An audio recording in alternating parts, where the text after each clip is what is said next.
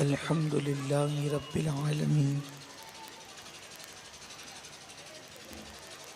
والعاقبة للمتقين والصلاة والسلام على سيد الأنبياء والمرسلين وعلى آله وأصحابه الطيبين الطاهرين أما بعد فأعوذ بالله من الشيطان الرجيم بسم الله الرحمن الرحيم ولمن خاف مقام ربه جنتان صدق الله العظيم غوث اعظم بمنی بے سرو ساما مددے قبلہ دین مددے کعبہ ایمان مددے انتظار کرم تست من عینی رائے خدا جو خدا بین و خدا دا مددے بگیردہ بے بلا افتاد کشتی ضعیفان و شکستہ رات و پشتی بحق کے خواجہ عثمان ہارون مدد کن یا معین الدین چشتی مدد کن یا معین الدین چشتی مدد کن یا معین الدین چشتی ذوی الاحترام ذوی الاحتشام حضرات علماء کرام سادات اعظام حاضرین محفل پردہ نشین ماؤں اور بہنوں السلام علیکم ورحمۃ اللہ وبرکاتہ۔ انتہائی عقیدت و محبت کے ساتھ ہم سب کے مرکز عقیدت سرور کائنات فخر موجودات قائد المرسلین طٰہٰ و یاسین حضور احمد مجتبی محمد مصطفیٰ ارواحنا فدا صلی اللہ تعالی علیہ وآلہ وصحبہ وبارک وسلم کی بارگاہ بے کس پناہ میں جس طریقے سے میں پڑھاؤں بلند آواز سے میرے ساتھ مل کر پڑھیں۔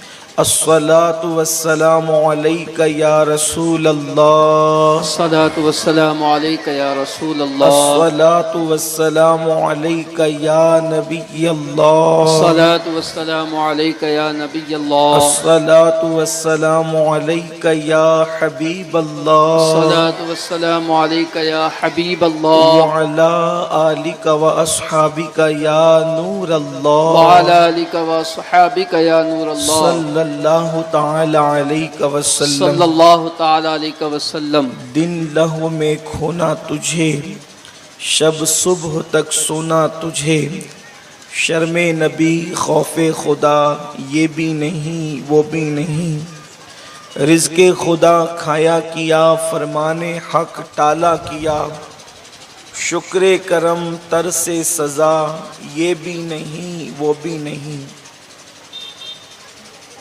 ہمارا یہ جو شہر ہے جو مالیگاؤں کے نام سے جانا اور پہچانا جاتا ہے پوری دنیا میں، اس شہر کی خصوصیت یہ ہے کہ یہاں پر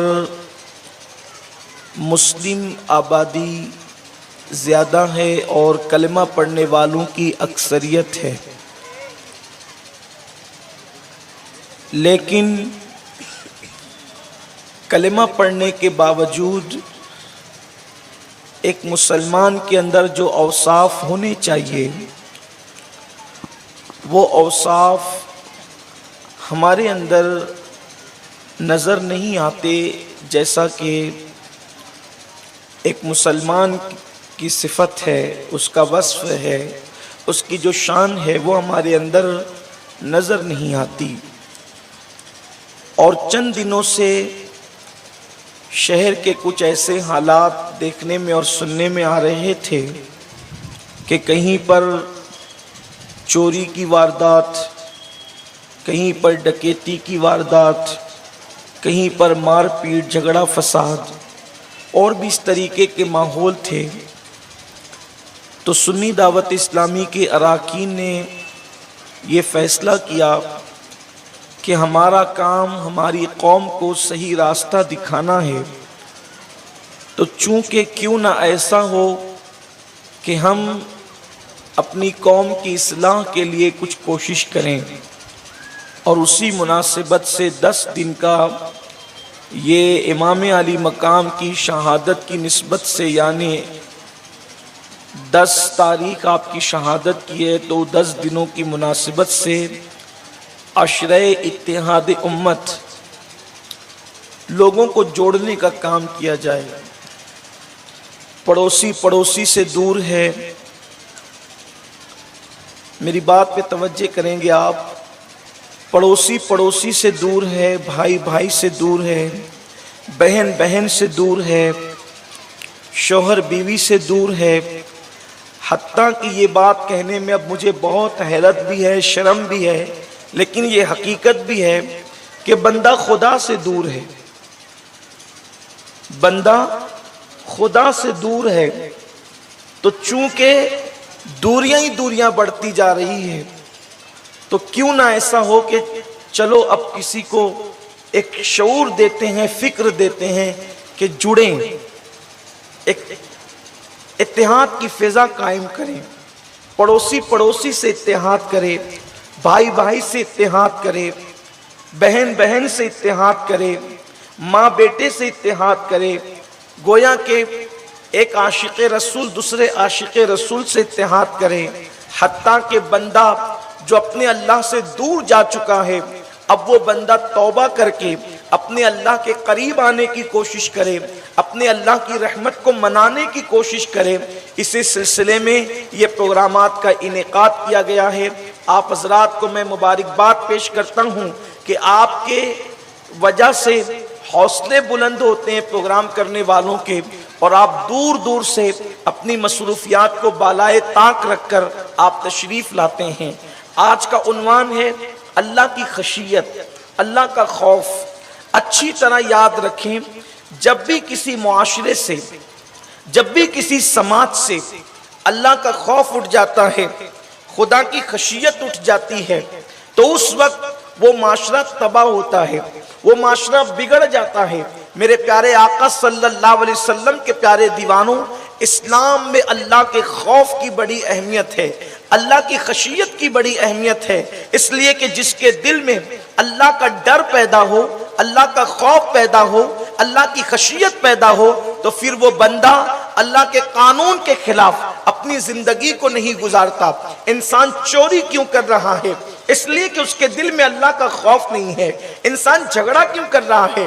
اس کے دل میں اللہ کا خوف نہیں ہے۔ انسان قتل کیوں کر رہا ہے؟ اس کے دل میں اللہ کا خوف نہیں ہے۔ ایک انسان اپنی بیوی کو مار کیوں رہا ہے؟ اس کے دل میں اللہ کا خوف نہیں ہے۔ ایک انسان مسجد سے دور کیوں ہے؟ اس کے دل میں اللہ کا خوف نہیں ہے۔ اللہ کی خشیت اور اللہ کا خوف جس وقت انسان کے دل میں پیدا ہوتا ہے، پھر وہ جرائم کو چھوڑ کر کے نیکیوں کی راہ کا مسافر بن جاتا ہے۔ اللہ اکبر! عرب کی وہ صحرا نشین قوم جو اللہ اکبر لا قانونیت کی زندگی گزارتی تھی، عرب کے وہ لوگ اللہ اکبر جو جانور کو ذبح بھی کرتے تھے تو کیسے کرتے تھے کہ کسی بھی جانور کو پکڑتے اس کا پیر کاٹ دیتے اور پیر پکا کر کے کھاتے، یعنی جانور گلے سے ذبح نہیں کیا جاتا تھا، جانوروں کے ساتھ بھی کھلواڑ کیا جاتا تھا۔ عرب کے وہ لوگ سخت ترین دل لوگ، ان کے دل اتنے سخت تھے، اگر میں یہ کہوں کہ ان کے دل پتھر سے بھی زیادہ سخت تھے۔ آج کے جو دہشت گرد ہیں ان کی تو ہم مذمت کرتے ہیں، وہ لوگ بدترین ہیں آج کے دہشت گرد بھی، لیکن آج کے دہشت گردوں میں اور عرب کے اسلام کے آنے سے پہلے، اسلام آنے سے پہلے جو عرب والوں میں دہشت گردی تھی وہ اتنی سخت اور خطرناک تھی کہ آج کا دہشت گرد دوسرے کے بچوں کو قتل کرتا ہے۔ اسلام آنے سے پہلے عرب میں ایسی دہشت گردی تھی کہ انسان اپنے ہاتھ سے اپنے بچے کو قتل کرتا تھا، اپنی بیٹی کو اپنے ہاتھ سے دفن کرتا تھا۔ سوچو کتنے سخت دل لوگ تھے وہ، کتنے پتھر دل لوگ تھے وہ، اللہ اکبر! لیکن اس پتھر دل قوم کو موم دل بنانے کے لیے اللہ کے رسول نے جو کوشش فرمائی وہ یہ کہ ان کے دلوں میں اللہ کا خوف پیدا کیا، اللہ کی خشیت پیدا کی، اور پھر ان کے دلوں کو اتنا نرم کر دیا گیا، خود کی بیٹیوں کو ہاتھ سے دفن کرنے والی قوم دوسرے کی بیٹی بیٹی کی عزت کے محافظ بنتے ہوئے نظر آئے. یہ اللہ کے خوف کا کرشمہ تھا, یہ اللہ کی خشیت کی برکت تھی. اللہ کے حبیب غیبدہ نبی صلی اللہ علیہ وآلہ وسلم نے ان کے دلوں میں اللہ کا ڈر کیسے پیدا کیا. کبھی قرآن کی آیتیں پڑھتے ہیں, کبھی جہنم کے عذاب کا ذکر کرتے ہیں, کبھی جنت کی نعمتوں کا تذکرہ کرتے ہیں, کبھی پلسرات کا ذکر کرتے ہیں, کبھی قبر کے عذاب کا ذکر کرتے ہیں. ان کے دلوں میں اللہ کے رسول نے کیسے خوف پیدا کیا. آئیے ایک مرتبہ اللہ کے حبیب مصطفیٰ جان رحمت صلی اللہ علیہ وآلہ وسلم اپنے صحابہ سے کہتے ہیں, اے میرے صحابہ, جنت اور جہنم کو کبھی مت بھولنا, اس لیے کہ مرنے کے بعد دو ہی ٹھکانے ہیں, یا تو کسی کا ٹھکانہ جنت ہے یا تو کسی کا ٹھکانہ جہنم ہے. آج میری قوم اس لیے گناہوں کے دلدل میں ڈوبی ہے کہ اس نے اپنے مکان کو سب سمجھ لیا, اس نے اپنی دکان کو سب سمجھ لیا, اس نے اپنے کاروبار کو سب سمجھ لیا. دنیا کی زندگی غفلت میں گزارنے والوں, پتہ نہیں تمہاری اور میری آنکھیں موت سے کب بند ہو جائے گی. جس دن آنکھیں موت سے بند ہوگی اس دن قبر کی کالی کوٹری ہوگی. اس وقت تمہاری قبریں یا تو جنت کے باغوں میں سے باغ ہوگی یا تو جہنم کے گڑھوں میں سے گڑھا ہوگی. اللہ اکبر. یہ پرسکون قبریں جو تم قبرستان جاتے ہو اور دیکھتے ہو, قبرستان میں سناٹا ہے, انسان کہتا ہے کتنا سکون ہے, کتنا سکون ہے, کتنا سکون ہے. اوپر کھڑا ہوا انسان کہتا ہے کتنا سکون ہے. کوئی سانس لیتا ہے تو سانس کی آوازیں سنائی دیتی ہے. اندر کے مردے چیخ چیخ کر کہتے ہیں اے سکون سے دھوکہ کھانے والے, تجھے قبر کی مٹی سے سکون نظر آتا ہے, لیکن اندر کسی کی قبر یا تو جنت کے باغوں میں سے ایک باغ ہے یا تو جہنم کے گڑھوں میں سے گڑھا ہے. یہ تو اللہ نے تم پر احسان کیا کہ قبر کی آواز تمہارے کان نہیں سنتے, قبر کی آواز تمہارے کان نہیں سنتے, قبر کے جہنم کے وہ عذاب کے تذکرے تمہارے کان تک نہیں آتے. اللہ اکبر. وہ ہتھوڑے جو ان پر برس رہے ہیں, وہ چابک جو ان پر برس رہے ہیں, وہ بچھو جو ان کے گالوں کو کھا رہے ہیں, وہ بچھو جو ان کے جسموں کو کھا رہے ہیں, جو ان کا پیٹ پھٹ گیا ہے اور وہ اس پہ بدبو بن کر کے مسلط ہو گیا ہے, وہ ساری چیزیں نہ دکھائی دیتی ہے نہ سنائی دیتی ہے. اگر وہ چیزیں تم سن لیتے تو تم دنیا کے اندر کبھی کاروبار نہیں کر سکتے, تم دنیا کے اندر کبھی باتیں نہیں کر سکتے, دنیا کے نظام میں خلل پڑ جاتا. اس لیے اللہ نے ہم سے چھپا لیا ہے. اللہ رب العزت نے اپنے کرم سے ہمارے کانوں پہ وہ پردے ڈال دیے ہیں کہ ہمارے کان جو ہے وہ قبر کے حالات نہیں دیکھتے. قبریں ٹوٹی پڑی ہے, قبریں ٹوٹی پڑی ہے, عذاب ہو رہا ہے, ہمیں نہیں دکھتا. اللہ کے رسول علیہ السلام نے تو یہاں تک فرمایا اگر کسی کو شیر نے کھا گیا تو اس کے پیٹ میں عذاب ہوتا ہے, لیکن شیر کو پتہ نہیں چلتا یہ میرے اللہ کی قدرت ہے. وہاں سوال و جواب ہو رہا ہوتا ہے لیکن اس کو پتہ نہیں چلتا یہ اللہ کی قدرت ہے. اور اللہ نے پردے ڈال کر ہم پہ احسان کیا. اللہ کے رسول نے اپنی قوم کو ہوشیار کرتے ہوئے, خبردار کرتے ہوئے فرمایا اے میرے صحابہ, جنت اور جہنم کو کبھی مت بھولنا. اور یہ کہہ کر اللہ کے رسول علیہ السلام اتنا روئے کہ آپ کی آنسو سے آپ کی داڑھی بھیگ گئی. اللہ کے رسول صلی اللہ علیہ وسلم کی داڑھی آنسوؤں سے بھیگ گئی.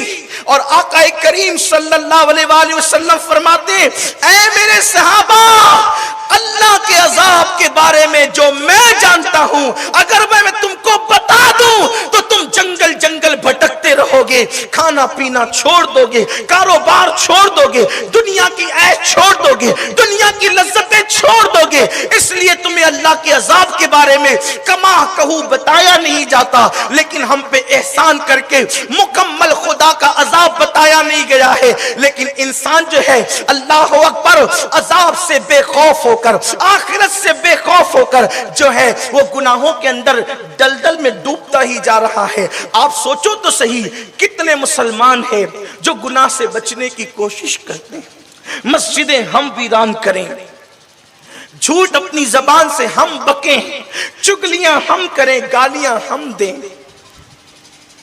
آئیے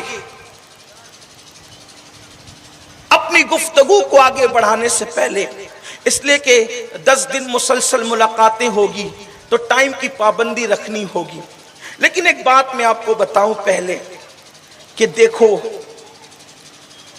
صحابہ کرام کے اندر اللہ کا خوف کتنا تھا۔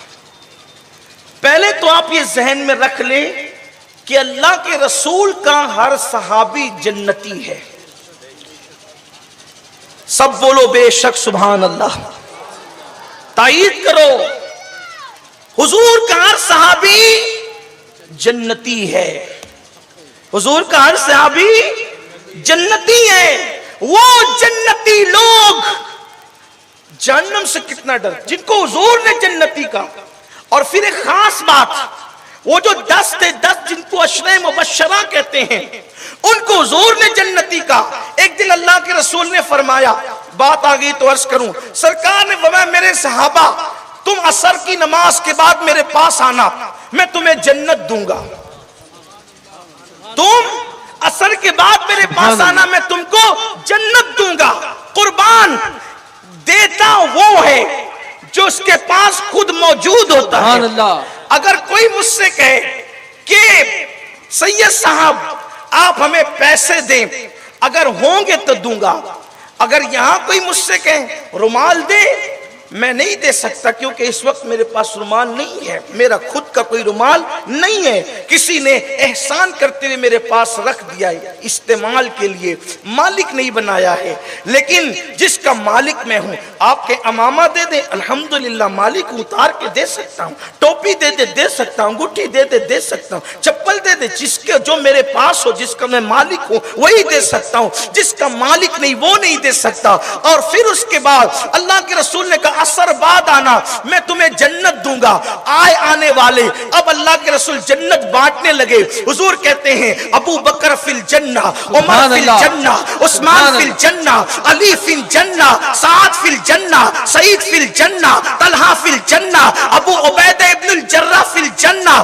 سرکار نے 10 صحابہ کو جنت کی بشارت عطا فرمائی، ان میں دوسرا جس کا نام لیا وہ سیدنا فاروق اعظم رضی اللہ تعالیٰ عنہ ہیں۔ لیکن میرے پیارے آقا صلی اللہ علیہ وسلم کے دیوانوں، جن کو سرکار نے جنت کی بشارت دی ہے، ان کے دلوں میں اللہ کا خوف کیا تھا۔ ایک مرتبہ حضرت سیدنا فاروق اعظم رضی اللہ تعالیٰ عنہ ایک سواری پر تشریف لے جا رہے ہیں، ایک سواری پر تشریف لے جا رہے ہیں، کسی قاری قرآن نے، قرآن پڑھنے والوں نے، جیسے آج ہی ہو گئے نا کہ مسلمان چلتے چلتے گانے گاتا ہے، کمر مٹکا مٹکا کر گانے گاتا ہے، آج کا مسلمان، ہمارے بچے بھاگتے دوڑتے گانے گاتے ہیں، ویسے مسلمان اللہ اکبر یہ قبر کو بھولنے والے ہیں، یہ اللہ کو بھولنے والے ہیں، یہ رسول کو بھولنے والے ہیں، یہ صرف کلمہ پڑھ کے کلمے کی تعلیمات کو بھولنے والے ہیں۔ کل کا مسلمان ایسا تھا، سفر کرتا تھا تو چلتے چلتے قرآن پڑھتا تھا،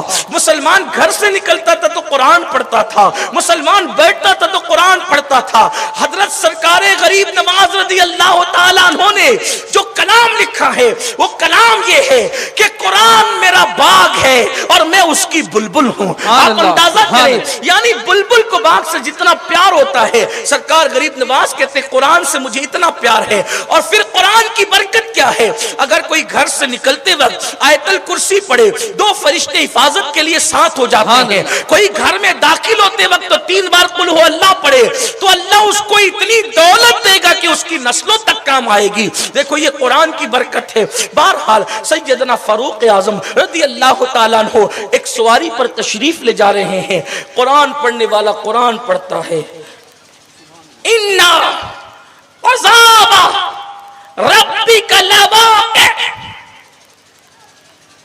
قرآن پڑھنے والا قرآن پڑھتا ہے، اِنَّا عَذَابَ رَبِّكَ لَوَاقِعٌ، اور تیرے رب کا عذاب واقع ہو کر کے رہے گا، مَا لَهُ مِن دَافِعٍ، اور اس کو کوئی دفع نہیں کر سکتا، کوئی ٹال نہیں سکتا۔ تیرے خدا کا عذاب آ کر رہے گا اور اس کو کوئی ٹال نہیں سکتا۔ عذاب کی آیت سن کر عمر ابن خطاب نے چیخ ماری، بے ہوش ہو کے زمین پہ گر پڑے۔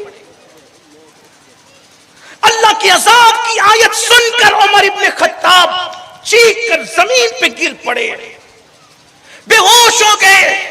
اللہ رب العزت کا خوف اتنا تھا، آج اللہ کے عذاب کا ذکر سن کر مسلمان کہتا ہے یہ مولویوں کو کیا ہو گیا ہے، یہ رہتے زمین کے اوپر ہے، زمین کے اندر کی بات کرتے ہیں، مولویوں کو کیا ہو گیا۔ سن لو، عمر ابن خطاب سے جو کیسر و کسرا کے تاجدار کانپتے تھے، تو عمر کے باپ کے نام کے ٹائٹل کی وجہ سے نہیں، عمر کے مکی ہونے کی وجہ سے نہیں، عمر کے مدنی ہونے کی وجہ سے نہیں، عمر کے خوبصورت ہونے کی وجہ سے نہیں، عمر کا نام عمر ہونے کی وجہ سے نہیں، عمر ابن خطاب سے جو کیسر و کسرا کے تاجدار کانپتے تھے، وجہ یہ تھی عمر اللہ سے ڈرتے تھے، کائنات ان سے ڈرتی تھی۔ عمر ابن خطاب کی زندگی بتا رہی ہے اگر زمین پہ ڈیرنگ سے جینا ہے، زمین پہ عزت سے جینا ہے، زمین پر وقار سے جینا ہے، تم اللہ سے ڈرو، پوری کائنات تم سے ڈرتی ہوئی نظر آئے گی۔ سبحان اللہ، سبحان اللہ۔ تمہارے دلوں سے اللہ کا ڈر نکل گیا، اس لیے تم چوہے سے بھی ڈرتے ہو، چپکلی سے بھی ڈرتے ہو، اپنے جیسے انسانوں سے ڈرتے ہو۔ اللہ سے ڈرو، کائنات کی ہیبت تمہارے دلوں میں پہنچ۔ آپ جانتے ہیں اللہ سے ڈرنے کی برکت، خدا سے جو ڈرے اس کی ہیبت اپنے اور بیگانے سب کے دل میں ڈال دی جاتی۔ آپ کیا سمجھتے ہیں؟ اللہ کے ڈر کو سمجھتے کیا ہیں؟ حضرت سیدنا ابو درداء رضی اللہ تعالیٰ عنہ جب دنیا سے جانے لگے تو رو رہے تھے۔ کسی نے پوچھا کیوں رو رہے ہو؟ اب جانے کا وقت آ گیا اس لیے؟ کہا نہیں، موت کی وجہ سے نہیں رو رہا ہوں، اس لیے رو رہا ہوں کہ میں نے اللہ کے رسول سے سنا ہے کہ اللہ رب العزت کی دو مٹھیاں ہیں جیسا کہ اس کی شان ہے، ایک مٹھی جہنمیوں کی، ایک مٹھی جنتیوں کی ہے۔ میں اس پہ ڈر رہا ہوں کہ میں کس مٹھی میں ہوں، میں جنت والوں کی مٹھی میں ہوں یا میں جہنم والوں کی مٹھی میں۔ حضرت سیدنا ابو ہریرہ رضی اللہ تعالیٰ عنہ رو رہے ہیں دنیا سے جاتے وقت، کہتے اس لیے رو رہا ہوں کہ اللہ اس وقت مجھ سے راضی ہے کہ ناراض ہے۔ جن کے لیے قرآن کہتے ہیں رضی اللہ عنہم ورضوا عنہ، وہ ڈر رہے ہیں کہ اللہ مجھ سے راضی ہے کہ ناراض ہے۔ ہماری کیفیت کیا ہے؟ دیکھو صحابہ کی احتیاط، پہلے بتا دوں اللہ کے ڈر کا مطلب کیا ہے، آسان سے سمجھاؤں۔ حجت الاسلام امام غزالی رحمت اللہ علیہ، شاید خوف خدا پہ بہت تقریر ہوتی ہے، لیکن خوف خدا کیا ہے یہ بھی تو ہونا چاہیے۔ اب آپ اس کو سمجھیے، اللہ کا ڈر کیا ہے؟ آپ نے چھری لی، چھری لے کر آپ پھل کاٹ رہے ہیں، پھل کاٹتے وقت خیال آیا چھری بڑی تیز ہے، میری انگلی نہ کٹ جائے، اسی کو کہتے ہیں ڈر۔ تو جب آپ کو انگلی کا خیال آتا ہے تو چھری آپ احتیاط سے چلائیں، بلا تمثیل۔ آپ قدم اٹھائیں تو یہ خیال آئے یار ناراض نہ ہو، تو قدم احتیاط سے اٹھتا ہے۔ انگلی کٹے گی تو دنیا کا نقصان ہوگا، اور رب ناراض ہوگا تو دنیا کا بھی نقصان ہوگا اور آخرت کا بھی نقصان ہوگا۔ اب اللہ سے ڈر کہ وہ ناراض نہ ہو جائے۔ حضرت فاروق اعظم جب نماز پڑھاتے تھے، نماز 3 صف تک دھک دھک دھک ان کے دل کی آواز آتی، 3 صف تک۔ اللہ کے رسول صلی اللہ علیہ وسلم نماز پڑھتے تھے تو حضور علیہ السلام کی آواز دور تک سنائی دیتی تھی، ایسے جیسے چولہے پہ رکھی ہوئی ہانڈی میں سالن پکتا ہے تو کیسے کھت کھت کی آواز آتی ہے۔ ایک دن ام المومنین اما عائشہ نے پوچھا یا رسول اللہ یہ آواز کائے کی آتی ہے؟ کہا عائشہ تجھے پتہ نہیں میں کس کے دربار میں کھڑا رہتا ہوں؟ جس کے لیے کائنات بنی ہے اس کے خوف کا عالم یہ ہے، جس کو مالک جنت بنایا ہے اس کے خوف کا عالم یہ ہے۔ آج جو بے خوفی ہے نا، ہر آدمی اس پورے مجمع میں، میں اور ہم سب، میں آپ سے الگ نہیں ہوں، ہم لوگ آپ سے الگ نہیں، یہ ان اللہ والوں کو چھوڑ کر کہتا ہوں، میری اور آپ کی بات کرتا ہوں۔ ہم صرف آپس میں سوچیں کہ ہم روزانہ اللہ کو راضی کرنے کے کتنے کام کرتے ہیں اور اللہ کو ناراض کرنے کے کتنے کام کرتے ہیں۔ ہمیں جنت کی کوئی بشارت نہیں ہے، ہم تو زبردستی 2 نمبر میں ٹھیکیدار بن کے بیٹھے جنت کے، خود کا بھی جنت کا ٹھکانہ ہے کہ نہیں ہے یہ کوئی گارنٹی نہیں ہے۔ جن کو رسول اللہ نے جنت کی ضمانت دی تھی وہ عمر ابن خطاب کے بیٹے کہتے ہیں کہ ہمارا باپ عمر ابن خطاب اپنے بستر کے نیچے ایک چابک رکھا کرتے تھے، اور جب رات کو وہ گھر آتے تھے تو چابک اٹھا کر اپنے پیروں پہ مار کر کہتے تھے عمر بتا کہ تو نے اللہ کو کتنا راضی کیا، کتنا ناراض کیا، خدا کی خوشی کے کتنے کام کیے، خدا کو ناراض کرنے کے کتنے کام کیے۔ جب سیدنا فاروق اعظم رضی اللہ تعالیٰ عنہ کی شہادت ہو گئی تو آپ کو نہلانے کے لیے جب تختے پر لٹایا گیا، نہلانے کے لیے تختے پہ لٹایا گیا تو فاروق اعظم کے پیروں پر، ان کے پیٹھ پر چابک کے نشان تھے کہ کسی نے چابک مارا ہو۔ اب بتاؤ، جو امیر المومنین ہے، خلیفۃ المسلمین ہے، جانشین رسول ہے، دوسرا جانشین رسول، اللہ کے رسول علیہ السلام کا دوسرا جانشین، وہ کعب احبار کہتے ہیں عمر وہ ہے جس کا ذکر اللہ نے توریت میں بھی فرمایا اور انجیل میں بھی فرمایا ہے، وہ عمر ابن خطاب رضی اللہ تعالیٰ عنہ، ان کے پیروں پر، پیٹھ پر چابک کے نشان۔ اب ان کو کس نے چابک مارا؟ لوگ حیران ہو کر پوچھتے ایک دوسرے سے یہ چابک کے نشان کیا ہے؟ کس نے مارا امیر المومنین کو چابک؟ تو آپ کے بیٹوں نے روتے ہوئے کہا کسی کی جرت کیا تھی، عمر سے آنکھ نہیں ملا سکتے تھے تو چابک کیا مار سکتے تھے؟ یہ میرے باپ کا طریقہ تھا کہ رات کو گھر آتے تھے تو پیروں پہ چابک مار کر کہتے تھے عمر اس سے پہلے کہ اللہ تیرا حساب لے تو اپنے آپ کو حساب دے، اس سے پہلے کہ قدرت تیرا حساب لے تو اپنے آپ کو حساب دے۔ یہ فاروق اعظم کی فکر تھی۔ ایک مرتبہ ایک دیوار کے پیچھے چھپ کر امیر المومنین فاروق اعظم روتے اور کہتے عمر تجھے لوگ امیر المومنین کہتے ہیں، یہ عاجزی دیکھیں، ایک خشی، لوگ ہمیں ٹائٹل دیتے تو اپنے سینے پھولتے ہیں، ہم تو پھولا ہیں، ہم تو پھولا ہیں، بلکہ کوئی نہ بھی دے تو لوگ زبردستی سیٹنگ کر کے ٹائٹل لیتے ہیں۔ یہاں قدرت نے جس کو اتنا نوازا ہو وہ فاروق اعظم دیوار کے پیچھے چھپ کر داڑھی پکڑ کے کہتے عمر اللہ کی مخلوق تجھے امیر المومنین کہتی ہے اور تو گناہ سے نہیں بچتا، قیامت میں تو اللہ کو منہ کیا دکھائے گا؟ حالانکہ یہ آپ کی عاجزی ہے، ورنہ ان کی زندگی میں گناہ کہاں تھا؟ جس نے دوسروں کو گناہ کرنے نہیں دیا وہ کیا گناہ کرتے؟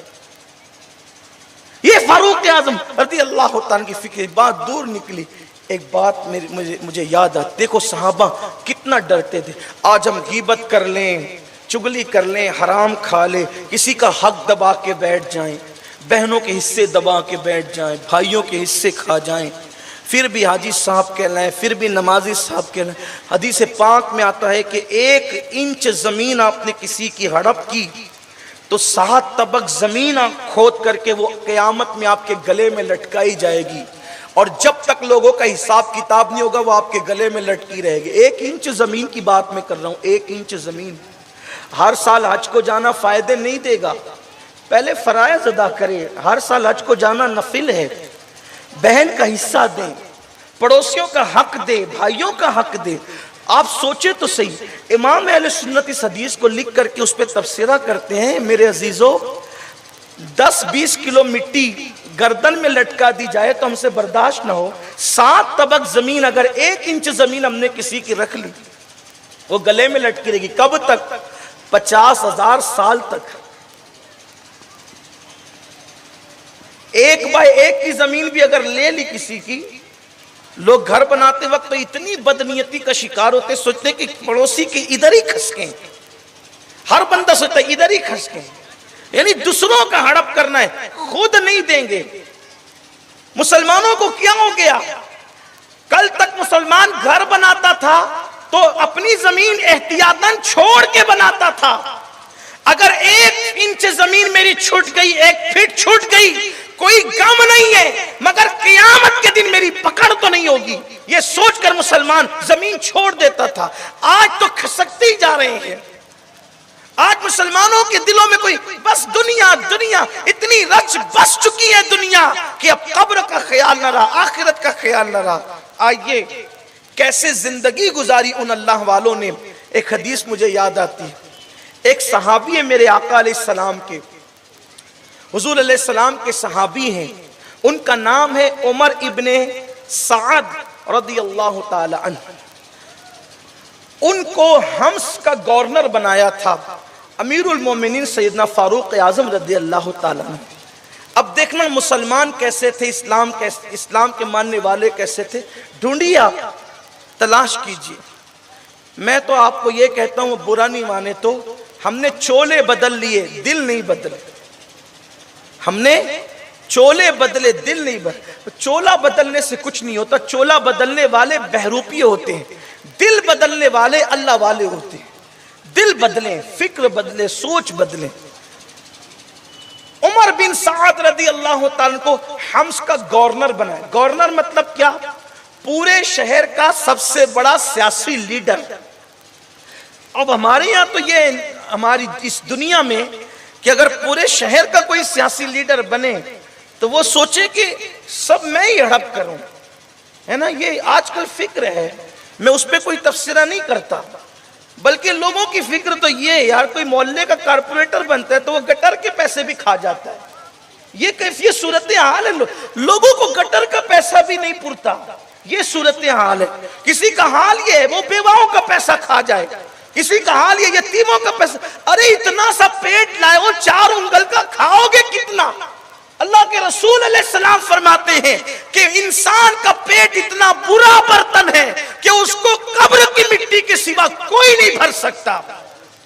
سب ہڑپ کر جاؤ، سب کا چھین کے کھا لو، پیٹ نہیں بھرے گا۔ دوپہر کو کھایا شام کو پھر خالی ہوگا، شام کو کھایا پھر صبح خالی ہوگا۔ اس کو پیٹ کی مٹی، اس کو قبر کی مٹی کے سوا کوئی نہیں بھر سکتا۔ دیکھو آج کل تو آپ نے محلے کا بڑا بنایا، اس نے بھی لٹیا ڈبوئی۔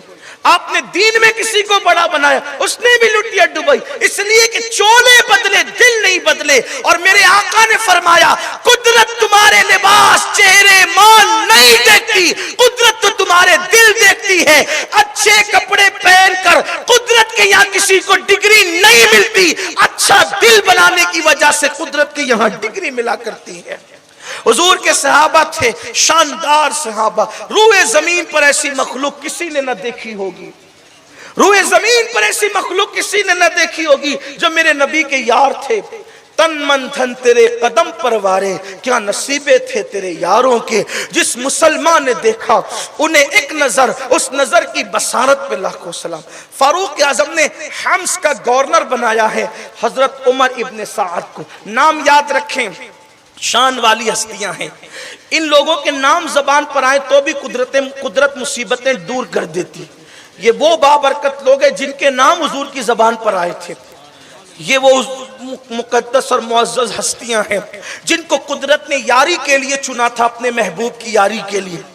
حمص کے گورنر وہاں حکومت کر رہے ہیں حمص پر۔ اب دیکھنا اصل میں لوگ جو مسلمان نہیں ہیں نا، وہ مسلمانوں سے اس لیے ناراض ہیں یا اسلام سے اس لیے بدظن ہے کہ مسلمان اسلام کی تعلیم پر عمل نہیں کر رہے ہیں۔ جس دن مسلمان اسلام کی تعلیم پہ عمل کریں گے اس دن یہ سارے بادل چھٹیں گے، کیونکہ اسلام کی تعلیم پہ عمل کرنے والوں کو قدرت نے گارنٹی دی ہے۔ ابھی عصر کی نماز سے پہلے میرے استاد، میرے قائد سے میری گفتگو ہو رہی تھی تو انہوں نے مجھے نصیحت فرمائی کہ لوگ یہ سمجھتے ہیں کہ ٹرین میں نماز پڑھیں گے تو تکلیف ہوگی، کہ واللہ کبھی نہیں ہو سکتا۔ آپ نماز پڑھیں، آپ کی تکلیف دور ہوگی، لوگ آپ سے نفرت نہیں کریں گے، محبت کریں گے۔ میں نے کہا وہ کیوں؟ تو کہا کہ قرآن کہتا ہے ان الذین آمنوا وعملوا الصالحات سیجعل لهم الرحمن ودا، کہ جو ایمان لانے کے بعد نیک عمل کرتے ہیں اللہ اس کی محبت لوگوں کے دلوں میں انڈیل دیتا ہے۔ میں نے کہا بالکل سچ کہا آپ نے، اس لیے کہ میرا مشاہدہ ہے ایئرپورٹ پہ نماز پڑھے تو برادران وطن جو مسلمان نہیں ہے وہ لوگوں کو کہتے ہیں سامنے سے مت جانا، مولانا نماز پڑھ رہے ہیں، فلاں نماز پڑھے، تو دین پہ تم نے عمل نہیں کیا اس لیے تم سے نفرت ہو رہی ہے۔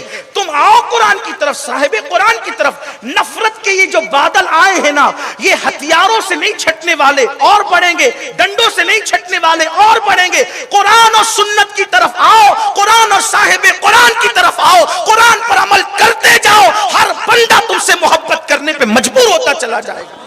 اللہ سبحان حالات اللہ تبدیل ہوں گے. سبحان اللہ. کیسے تبدیل؟ اب قرآن نے کہہ دیا. اب اس سے بڑی دلیل میں کس کی لاؤں؟ جب قرآن کہتا ہے کہ محبت انڈیل دی جائے گی جس نے نیک عمل کیا ایمان لانے کے بعد. نیک عمل ہے کہاں سے؟ یہاں تو ٹرینوں میں سفر کرتے تو تاش کے پتے کھیلتے ہیں, بھنکس کرتے ہیں, ٹرینوں میں ہو لپاڑ کرتے ہیں, گندی فلمیں دیکھتے ہیں, ناچ گانے دیکھتے ہیں. یہ مسلمانوں کا سفر ہے, یہ حالت ہے. بہرحال تو سید عمر بن سعد رضی اللہ تعالی عنہ کو فاروق اعظم نے خط لکھا حمص کے گورنر کو, جتنی جلدی ہو سکے سارا ساز و سامان سمیٹو اور جلدی سے مدینہ منورہ آؤ اور مجھے حساب دو تمہارے پاس کیا کیا ہے. چند ہی دنوں میں حمص کا گورنر اس حالت میں اپنے گھر جانے سے پہلے امیر المومنین کے پاس حاضر ہوتا ہے کہ ہاتھ میں ایک عصا ہے, ایک کٹورا ہے اور ایک کوزہ ہے. بس 3 چیزیں لے کر حمص کا گورنر امیر المومنین کے پاس پہنچتا ہے. پھٹے پرانے کپڑے, حمص کے گورنر کے پاس پھٹے پرانا کپڑا ہی نہیں ہے پہننے کے لیے جو شان و شوکت اور زرق و برق کے ساتھ پہن سکے. کھڑے ہوئے آنکھ میں آنسو تھے. آ گئے آپ؟ ہاں آ گیا میں. کہا کہ یہ حالت ہے آپ کی, حمص کی گورنری کر کے آپ نے کچھ کمایا نہیں, کچھ جمایا نہیں. کہا اللہ کی عزت کی قسم سارا اثاثہ لے کر میں آیا ہوں. کہا یہ 3 ہی چیزیں آپ کے پاس ہیں؟ کیا میرے نبی کے یار تھے؟ ابن سعد نے کہا, حضرت عمر ابن سعد نے کہا کہ یہ عصا میری ضرورت ہے, پانی کٹورے سے پیتا ہوں, کوزے میں پانی رکھتا ہوں, کٹورے میں کھانا کھاتا ہوں, کوزے میں پانی رکھتا ہوں, کھانے پینے اور راستے کے لیے بس اتنا ہی سفر کے لیے میرے لیے چیز کافی ہے, اس سے زیادہ میں کیا کروں؟ تب عمر ابن خطاب نے کہا کیا اتنے بڑے شہر حمص میں کوئی مخیر نہ تھا, کوئی خرچ کرنے والا نہ تھا جو تم پہ خرچ کرتا, تمہیں کپڑے دیتا, تمہیں لباس دیتا, تمہیں ضرورت کی چیزیں دیتا؟ کہا امیر المومنین یہ چھوڑ دیجئے. فاروق اعظم نے کہا ٹھیک ہے, اہل حمص نے تمہاری قدر نہیں کی. کہا کہ قلم اور دوات لاؤ اور کاغذ لاؤ تاکہ میں اب کسی اور اچھے شہر کا ان کو جو ہے وہ گورنر بنا دوں اور ان کے نام سے میں جو ہے وہ نامہ لکھ دوں تاکہ یہ وہاں جا کر گورنر ہوں, اور جتنے فاقے جتنی تکلیفیں انہوں نے وہاں پر اٹھائی ہے تو اب وہاں ان کو راحت ملے. انہوں نے کہا امیر المومنین مجھے مت آزمائیے, امیر المومنین مجھے مت آزمائیے, مجھے آزمائش میں مت ڈالیے. میں حمص سے آیا ہوں اور اب مجھے چین نہیں ہے, میں بے قرار ہوں, مجھے سکون نہیں ہے, مجھے اطمینان نہیں ہے.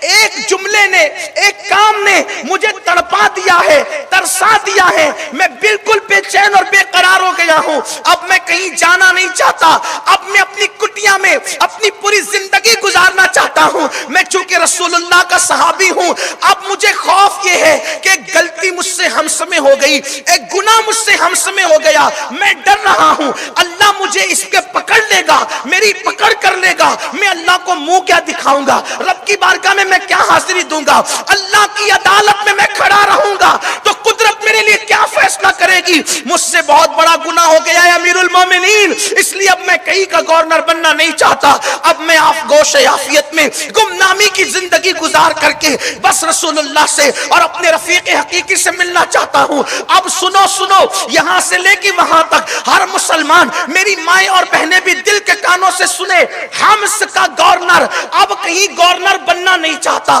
اور یہ کہتا ہے کہ مجھ سے اتنا بڑا گناہ ہو گیا ہے کہ میں اللہ کو منہ کیا دکھاؤں گا, رب کی عدالت میں کیسے کھڑا رہوں گا. امیر المومنین فاروق اعظم نے پوچھا اے صحابی رسول آپ سے کیا گناہ ہو گیا, وہ گناہ تو بتاؤ. عمر ابن سعد کہتے ہیں کہ میں نے ایک عیسائی کو کہہ دیا اللہ تجھے رسوا کرے, اللہ تجھے رسوا کرے, بس یہ اتنا بڑا گناہ ہو گیا ہے کہ میں اللہ کو منہ کیا دکھاؤں. کس کو کہا؟ مسلمان کو نہیں، عیسائی کو کہا اللہ تجھے رسوا کرے، اس لیے اب میں ڈر رہا ہوں کہ اللہ کو منہ کیا دکھاؤں گا۔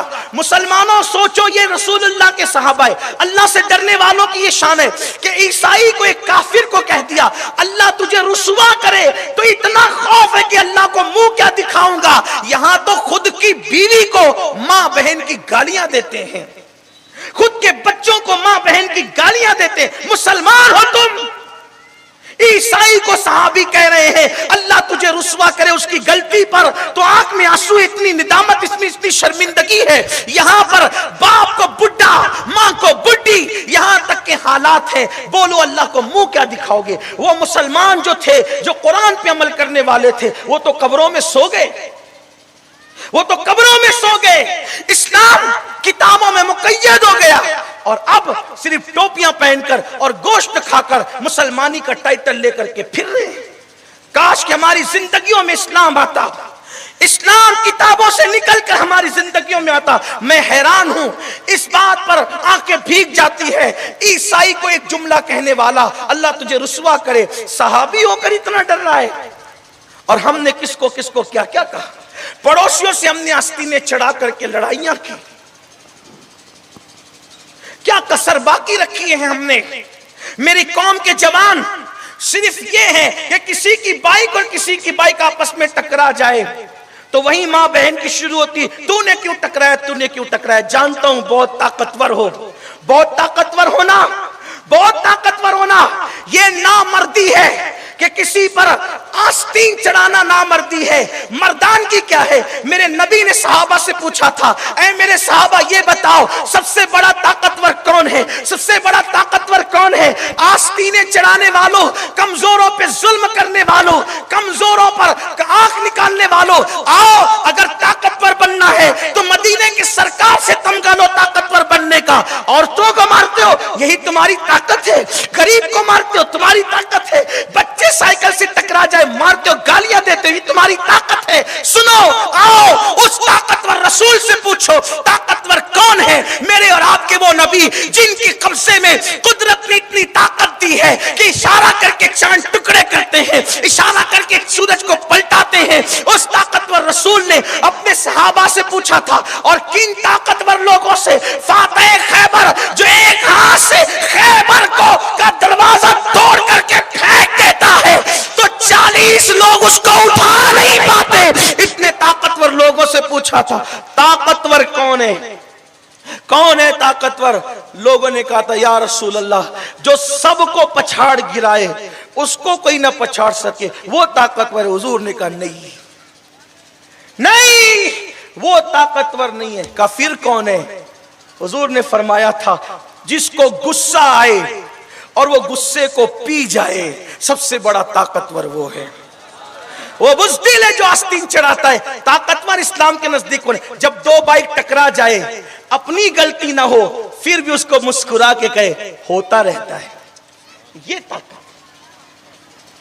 یہ کب کہو گے؟ یہ کب کہو گے؟ ایک ملک میں گیا، مجھے عادت نہیں ہے کہ میں فلاں ملک میں گیا تو یہ ہوا، مجھے شرم آتی ہے کہنے میں، خود تشہیر نہیں، لیکن نام نہیں لوں گا، لیکن ہندوستان کے باہر ایک ملک میں گیا تقریر کی غرض سے۔ حیرت تھی ان لوگوں کی سنجیدگی پر کہ اگر گاڑی چلتے چلتے اچانک اچھل جائے کسی وجہ سے تو وہ لوگ سوری کہہ کر معافی مانگتے، بس گاڑی اچھل گئی اس لیے معاف کر دیجیے، خود بٹھا کر گھوم رہے ہیں۔ یہ سنجیدگی ہے قوموں کے اندر۔ حال یہ ہے کہ لوگ ہارن بجانا بھی ایک دوسرے کی بے ادبی، انسلٹ تصور کرتے ہیں باہر کی دنیا میں۔ یہاں تو حال یہ ہے ہمارا جوان گلی میں کوئی نہیں ہے، رات کے 2 بج رہے ہیں، چی چی کرتے ہوئے بجا کے جائے گا، یہ ہارن بجا، ہنسنے کی بات نہیں ہے۔ آپ کے پاس اسلام کہاں رہ گیا؟ کتنا اسلام پہ بجا کر جا رہے ہو؟ کیوں بھائی؟ رات کے 2 بجے لوگوں کو سونے کا آپ کو خیال نہیں ہے؟ ہمارے اور آپ کے نبی نے تو ہمیں پابند کیا کہ مریضوں کے خیال سے، سونے والوں کے خیال سے بلند آواز سے قرآن کی تلاوت مت کیا کرو۔ جس مذہب نے یہ کہہ دیا کہ بیمار اور سونے والے کے پاس تم زور سے تلاوت مت کیا کرو، کہیں تمہاری تلاوت سے اس کی نیند میں خلل واقع نہ ہو۔ جس مذہب کی سنجیدگی کا یہ عالم ہے، تعلیم کا یہ عالم ہے، اس مذہب کے ماننے والے بجانے بجاتے ہوئے کسی کی نیند کا خیال نہیں، کسی کے بیمار کا خیال نہیں۔ تمہاری یہاں شادیاں ہیں، ڈی جے بجا رہے ہو، خوب ہنگامہ ہو رہا ہے، وہ دھپ دھپ کی آواز کسی کے ہارٹ اٹیک کا ذریعہ بن سکتی ہے، کسی کی موت کا ذریعہ بن سکتی ہے، کسی بیمار کی نیند کے خلل کا ذریعہ بن سکتی ہے۔ اسلام نے کہا کسی سونے والے کے پاس جاؤ تو اس کو اتنی آواز سے سلام مت کرو کہ اس کی نیند میں خلل واقع ہو، بلکہ معتدل آواز میں سلام کرو کہ اگر وہ جاگ رہا ہے تو سن لے اور سو رہا ہے تو اس کی نیند میں خلل واقع نہ ہو۔ سلام کرنے میں اتنی تاکید کر دی گئی۔ بولو کیا یہ چیز ہمارے اندر ہے؟ اگر نہیں ہے تو اس کا مطلب ہم نے اسلام کو کتنا پڑھا، ہم نے اسلام کو کتنا سمجھا، ہم نے اسلام پہ کتنا عمل کیا۔ ہم برائیوں ہی میں رہیں گے، ہمیں اللہ کو منہ نہیں دکھانا ہے، قدرت کی عدالت میں ہمیں کھڑے نہیں ہونا ہے۔ حیرت ہے اتنے سارے پاپ کر کے بھی ہمیں قدرت کی عدالت میں کھڑے رہنے کا خیال نہیں آتا۔ میرے بھائیوں، اللہ اکبر، سلطان العارفین حضرت بایزید بستامی رحمت اللہ تعالی علیہ، آپ کو پیشاب کے ذریعے سے خون بہتا تھا، پیشاب کے رستے سے خون نکلتا تھا، خون۔ مریدوں نے کہا حضرت اچھے طبیب سے علاج کرا لو، یہ پیشاب کے رستے سے خون کیوں نکلتا ہے؟ بایزید بستامی کہتے ہیں مجھے دنیا کا کوئی طبیب جو ہے وہ دوا سے شفا نہیں پہنچا سکتا۔ کہا کیوں؟ حضرت بایزید بستامی کہتے ہیں مجھے یہ پیشاب کے رستے سے خون نہیں نکلتا، بچپن میں مجھ سے گناہ ہو گیا تھا، بچپن میں مجھ سے گناہ ہو گیا تھا، جب یاد آتا ہے کہ قیامت میں اللہ پوچھے گا تو جواب کیا دوں گا، بس اسی خوف کی وجہ سے میرا جگر پگھل پگھل کر پیشاب کے رستے سے بہتا ہے۔ جس کو تم خون نکلنا دیکھتے ہو وہ خون نہیں نکلتا ہے، بیماری نہیں ہے، بلکہ اللہ کے خوف کی وجہ سے میرا جگر پگھل پگھل کر کے بہتا ہے۔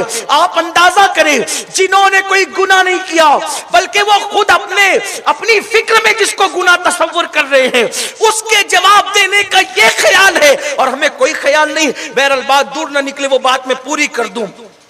انہوں نے کہا فاروق اعظم سے امیر المومنین اب میں کہیں کا کوئی لیڈر نہیں بنوں گا، میں کہیں کا گورنر نہیں بنوں گا، میں تو اب گمنامی میں اپنے گوشہ عافیت میں زندگی گزارنا چاہتا ہوں، آپ مجھے امتحان میں نہ ڈالیں۔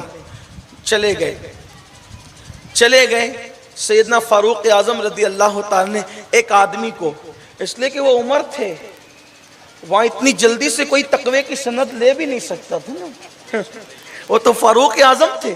ایک آدمی کو پیچھے لگا دیا کہ یہ 100 دینار لے کر کے جا، سکے سونے کے سکے 100 دینار، اور جا کے ذرا دیکھ تو صحیح معنی میں جب تقوی کی بات واقعی دیکھنا تو پھر ان کو تحفے میں دے دینا۔ واقعی تقوی ہوگا، اس لیے کہ جو تقوی کی بات کرتا ہے واقعی متقی بھی ہے، حالانکہ حضور کے سارے صحابہ متقی ہیں، لیکن دیکھیں تو صحیح، اس لیے کہ تقوی کی بات کرنا بہت آسان ہے اور متقی بننا بہت مشکل، بہت آسان نہیں ہے۔ کسی نے کہا ہے نا یہ شہادت گہے الفت میں قدم رکھنا ہے، لوگ آسان سمجھتے ہیں مسلمان ہوں۔ یہ شہادت گہے الفت میں قدم رکھنا ہے، لوگ آسان سمجھتے ہیں مسلمان ہونا، بہت آسان ہے۔ کافر کا مسلمان ہونا بہت مشکل ہے، مسلمان کا مسلمان ہونا، مسلمان کا مسلمان بننا بہت مشکل ہے۔ مسلمان کا مسلمان بننے کی کنڈیشن یہ ہے اس کا ایمان نہیں جس کے پاس امانت نہیں۔ مسلمان کا مسلمان بننا یہ ہے اس کا ایمان نہیں جب تک جو اپنے لیے پسند کرتا وہی اپنے مومن بھائی کے لیے پسند نہ کرے۔ اپنا کچرا لا کر کے دوسرے کے آنگن میں ڈالنے والا، حضور کہتے ہیں مومن کامل نہیں ہے۔ خود پیٹ بھر کے کھا کر پڑوسی کی خبر نہ لینے والا، پڑوسی بھوکا سوتا رہے، حضور کہتے ہیں کامل مومن نہیں ہے وہ۔ اپنے زوم میں داڑیاں خوبصورت کرتا رہے، خوبصورت ٹوپیاں پہنتا رہے، مسجدوں کے چکر لگاتا رہے، اگر وہاں پڑوسی کی بھوک کا خیال نہیں ہے، حضور کہتے ہیں وہ کامل۔ جو پیٹ بھر کے سوئے پڑوسی بھوکا سوئے۔ آج تم سمجھتے ہیں نا کہ ہمارا پیٹ بھرا ہے تو سب کا پیٹ بھرا ہے۔ اپنے بیٹے کی بارات میں جتنے پٹاخے تم پھوڑتے ہو اس میں کسی ایک غریب کے اسکول کی فیس بھری جا سکتی، کبھی نہیں سوچا یہ، کبھی نہیں سوچا۔ شادی اور ولیمے کے موقع پہ آپ کی بیٹیاں، بہنیں اور بیویاں جتنے کا پاؤڈر اور لالی استعمال کرتی ہے، وہ اگر کسی بیوہ کی جھولی میں چلا جائے تو بیوہ اپنی کسی بیٹی کو ایک دوپٹہ اس پر ڈال سکتی ہے سر پر۔ ویسے بھی ہمارے مذہب میں لالی اور پاؤڈر کا تصور کیا ہے؟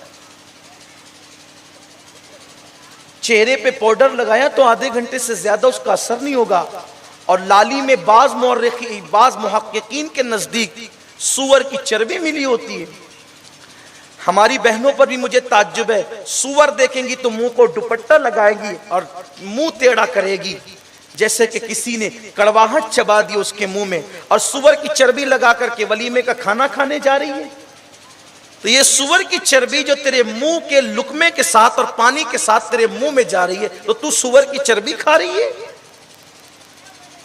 شرم نہیں ہے اس کا؟ احساس نہیں ہے اس کا؟ نہ مرد منع کرے، نہ بھائی منع کرے، نہ بیٹا منع کرے، کون روکنے والا ہے؟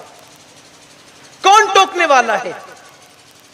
اللہ کے رسول علیہ السلام نے فرمایا مومن کی شان یہ، وہ برائی کو دیکھے تو پہلی کنڈیشن، پہلی شان مومن کی یہ ہے کہ وہ طاقت سے روک سکتا ہو تو طاقت سے روکے، طاقت سے نہیں روک سکتا ہو زبان سے روکے، زبان سے نہیں روک سکتا ہو، اتنے بھی قابل نہیں ہے تو کہا کہ وہ دل میں برا جانے، اور دل میں برا جاننا یہ کمزور ایمان کی علامت ہے۔ یعنی گناہ کو دیکھ کر دل میں برا جاننا یہ کمزور ایمان کی علامت ہے، اور جو دل میں برا بھی نہیں جانتے وہ اپنی ایمان کی خیر ہی بنائے۔ مومن کی شان ہے کہ برائی کو دیکھے تو چیخ پڑے، عزت اور ذلت کی کوئی فکر نہیں کرے، اٹھ کے کھڑا ہو جائے، برائی ہو کیوں رہی ہے، اچھے سے برائی کو دور کرے، طاقت سے دور کرے۔ لیکن یہ کہاں رہ گیا؟ میں اپنی بہنوں کو بھی پیغام دیتا ہوں، ماں اور بہنوں کو، یہ جو بعض لوگوں نے کہہ دیا کہ، اور بات سمجھ میں بھی آتی ہے، محققین نے جو کہا نا، میں نے اس کی پوری تحقیق پڑھی، جس محقق نے لکھا، ویسے میں جلدی سے جو ہے وہ ان باتوں پہ یقین نہیں کرتا، لیکن کچھ تحقیق بھی ہوتی ہے۔ واٹس ایپ پہ اگر کوئی ڈال دینا کہ وہ بسکٹ میں فلاں چیز ملی ہے تو ہم نہیں مانتے، اس لیے کہ کسی چیز کی کہ حرام ہونے کے لیے دلیل قطعی کی ضرورت ہے، اخباری خبروں سے کوئی چیز تھوڑی حرام ہوتی ہے۔ لیکن اس محقق نے یہ لکھا کہ دوسرے، کیونکہ انسان کی جو حرارت ہے وہ 37 درجہ سینٹی گریڈ ہے نا، انسان کے جسم کی حرارت جو ہے، تو اگر بکری یا گائے یا مرغی وغیرہ کی جو چربی، اگر مرغی کی تو چربی کتنی ہوگی، لیکن اگر یہ چربی اس میں ڈالی جائے تو، اور وہ سرخی ہونٹ پہ لگائی جائے تو وہ گرمی کی وجہ سے پگھل کر ٹپکے گی، وہ جو حلال جانور اس کی چربی نرم ہوتی ہے۔ سور ہی کی چربی سخت ہوتی ہے کہ لگنے کے بعد وہ پگھلتی نہیں، یعنی ٹپکتی نہیں۔ اسی لیے بعض محققین نے کہا ہے، میں بعض کی بات کر رہا ہوں، قید لگا رہا ہوں جن کو میں نے پڑھا ہے، تو کم سے کم بہنوں کو اس سے بچنا تو چاہیے۔ چلیں اگر ممکن ہے یہ تحقیق آپ کے نزدیک ڈاؤٹ فل ہو تو مشکوک تو ہے نا، حرام نہ صحیح مشکوک تو اس سے بچو، اور اگر وہ واقعی سور کی چربی اس میں ملی ہے تو آپ کے پیٹ میں جائے گی تو وہی بچے کے شکم میں آئے گی نا، وہ تو آپ کا بچہ پھر اللہ والا کیسے ہوگا، نیک کیسے ہوگا، پرہیزگار کیسے ہوگا؟ بچے صرف تقریر سن کے تھوڑی نیک بنتے ہیں، اس میں کچھ ماں باپ کا بھی رول ہوتا ہے، ماں باپ کا بھی انداز ہوتا ہے۔ تو بات سمیٹتے ہوئے عرض کروں کہ فاروق اعظم نے کہا 100 دینار لے کر جا، سونے کے سکے، اور دیکھنا کہ پرہیزگاری ہے تو دے دینا۔ یہ شخص گیا، امیر المومنین فاروق اعظم کا نمائندہ 3 دن تک ان کے پیچھے لگا، اور 3 رات تک۔ وہ کہتا ہے کہ میں نے اس صحابی کو دیکھا کہ وہ دن کو روزہ رکھتے تھے اور رات بھر نفل پڑھتے تھے، اور افطار اس شان سے کرتے تھے کہ جو کی روٹی میں زیتون کا تیل لگا کر 1 روٹی بس وہی کل ان کی غذا تھی۔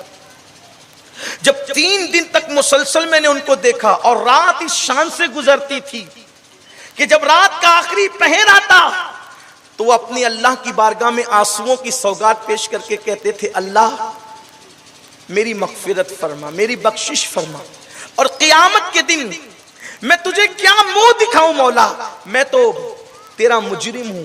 حالانکہ وہ اللہ والے تھے۔ اس شان سے ان کی رات گزرتی، اور ٹپ ٹپ ان کے آنسو زمین پہ گرتے ہوئے سنائی دیتے۔ یہ ان کی کیفیت تھی، یہ ان کی حالت تھی۔ تو اس شخص نے 3 दिन गुजरने के बाद 100 सोने के सिक्के दीनार उनके हाथ में दिए। कहा ये अमीरुल मोमिनीन ने आपको तोहफे में दिया है, ये अमीरुल मोमिनीन ने आपको तोहफे में दिया है। उन्होंने क्या किया पता है?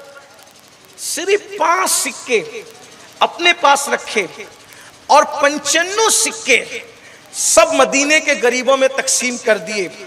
और कहते हैं उस नुमाइंदे से, अब मेरे पास मत आना अल्लाह के लिए। और कहते हैं मुझे आजमाया गया पैसे देकर, मुझे पैसे देकर आजमाया गया, हालांकि मैं रसूलुल्लाह का सहाबी हूं, हालांकि मैं रसूलुल्लाह का सहाबी हूं और मुझे पैसे देकर आजमाया गया। ये कहते हैं और फिर दुआ करते हैं, ए अल्लाह काश मेरी तमन्ना ये है कि अब अमीरुल मोमिनीन से कभी मेरी मुलाकात ना हो, मेरा उनका कभी सामना ना हो, इस डर से कि मुझे फिर कहीं का गवर्नर ना बना दे, मेरा उनका सामना ना हो। लेकिन एक मकाम पर अमीरुल मोमिनीन से सामना हो ही गया, एक मकाम पर सामना हो ही गया। फारूक आजम ने पूछा, भाई वो 100 सिक्के मिल गए, सोने के दीनार मिल गए? कहां मिल गए? क्या किया आपने? सुभान अल्लाह, जवाब सुने, जवाब सुने। कहा कि वो 100 दीनार मैंने दिया, कहां खर्च किया, क्या किया उसका?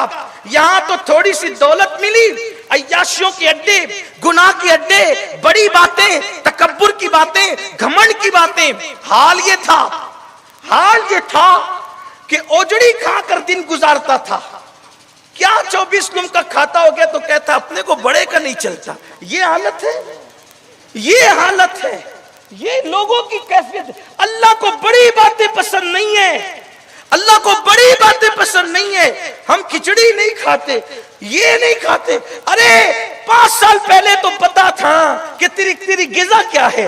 अल्लाह को कभी मत भूलो, अपने पिछले दिन कभी मत भूलो, अल्लाह को भूल के कभी बात मत करो। इसलिए कि अल्लाह रब्बुल इज्जत ने जो सुथरी चीजें, हलाल चीजें बनाई है, उससे कभी नफरत का इजहार न करो। अगर किसी बीमारी की वजह से, किसी गिज़ा से बचना पड़े तो बहुत एहतियात के साथ कह दिया करो, मुझे ये नहीं बल्कि ये खिला दिया जाए। लेकिन तकब्बुर की बात कभी मत करो, घमंड की बात कभी मत करो। अल्लाह ने तकब्बुर को अपने लिए खास कर रखा है। अल्लाह फरमाता है कि जो तकब्बुर करता है, तकब्बुर मेरी चादर है, तकब्बुर मेरी चादर है, बड़ाई मेरा तैबन है। जो इसको छीनने की कोशिश करता है मैं उसके दांत तोड़ देता हूं, यानी उसको तबाह कर देता हूं। इसलिए हालत ये भाई, लोग खड़े नहीं करते थे चौखट पे, थोड़ी सी पैसे के आगे कहा मैं जमीन पे नहीं बैठ सकता सैयद साहब। ये हालत है। मौलाए कायनात कहते जमीन पे बैठा करो, इसलिए कि जो ऊपर बैठता है उसके गिरने का खौफ होता है, जो जमीन पे बैठता है उसको कभी गिराया नहीं जा सकता। अल्लाह के रसूल अलैहिस्सलाम को सहाबा ने कहा, या रसूल अल्लाह, हम आपके लिए कोई ऊंची मसनद बना दें ताकि आने वाले आपको पहचान लिया करें। हुजूर ने कहा इसकी जरूरत नहीं है, मैं बंदा हूं और बंदों जैसी जिंदगी गुजारना मुझे पसंद है। हुजूर अलैहिस्सलाम की शान ये थी। तो बहरहाल सैयदना फारूक आजम ने कहा, वो 100 सिक्के दिए थे, क्या किया? क्या सच्चे सुच्चे लोग थे। कहते हैं 5 अपने पास रखा और 95 बतौर अमानत अल्लाह के पास रख दिया। 95 बतौर अमानत अल्लाह के पास रख दिया है। अब कयामत के दिन उससे वापस लूंगा।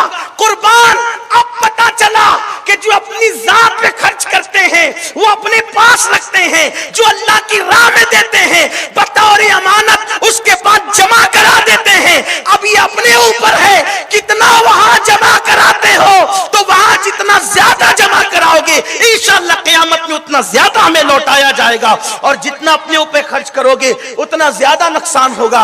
अल्लाह की बारगाह में दुआ है कि मेरा अल्लाह सबसे पहले मुझे और आप सबको अमल की तौफीक अता फरमाए। कुरान में मेरा अल्लाह फरमाता है, वलिमन खाफ मक़ाम रब्बिही जन्नतान, जो अल्लाह की बारगाह में खड़े होने से डरता है, यानी कुदरत के यहाँ हिसाब देने से जो डरता है, अल्लाह उसको 2 जन्नतें अता फरमाएगा, अल्लाह उसे 2 जन्नतें नसीब फरमाएगा।